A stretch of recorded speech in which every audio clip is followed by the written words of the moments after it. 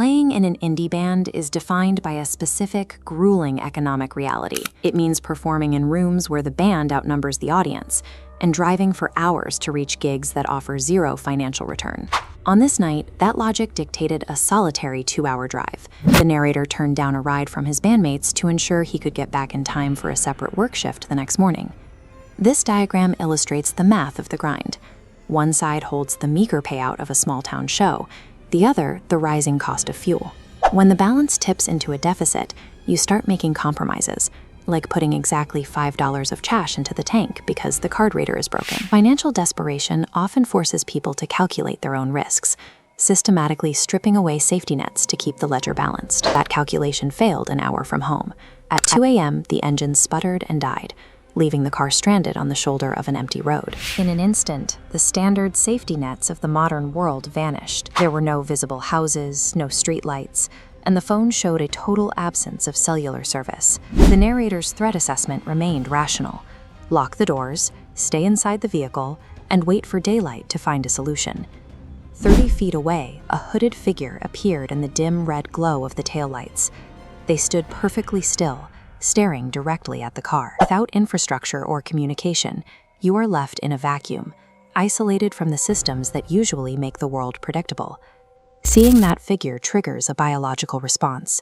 Pure animal dread hits before the brain has the chance to form a conscious, rational thought. The narrator attempted to reassert control by performing the physical rituals of safety, locking every door and scanning the mirrors for any other movement in the dark. Then the figure moved. She maintained an unnaturally slow, agonizingly steady gait that ignored the typical pace of human movement.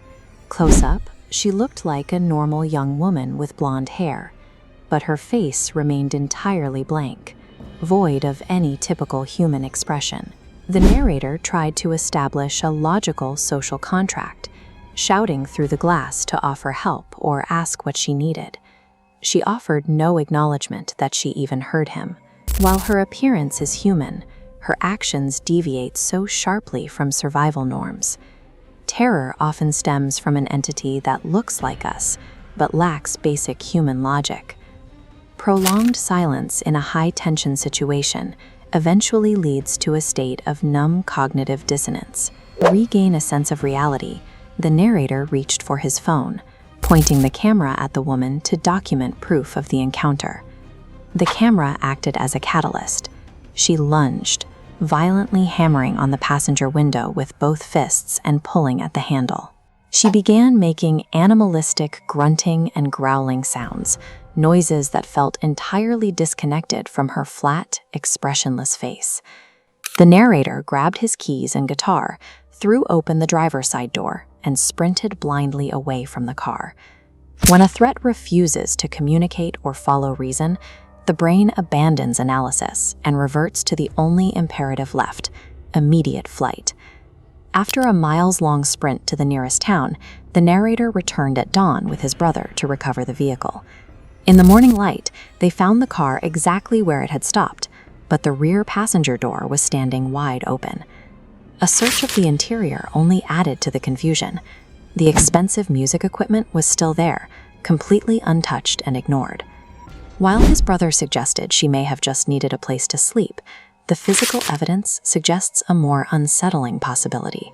She might have climbed into the back seat to wait. Surviving the night offers little relief when the evidence left behind contradicts every logical motive we use to understand the world. We can dismantle standard motives one by one. If she wanted to steal, she passed up thousands of dollars in gear. Violence is complicated. She attacked the car, but made no attempt to pursue the narrator once he ran. If she needed help, she ignored every offer. Crossing out these drivers leaves a single, pulsing branch of unknown motive. The banging and the open door are frightening, but the most haunting detail remains the walk. That slow, deliberate midnight movement, as if she already knew exactly where she was going. Maintaining the security of your physical world, like never letting a gas gauge hit empty, is the only reliable defense we have against the unexplainable. Subscribe to Cases Untold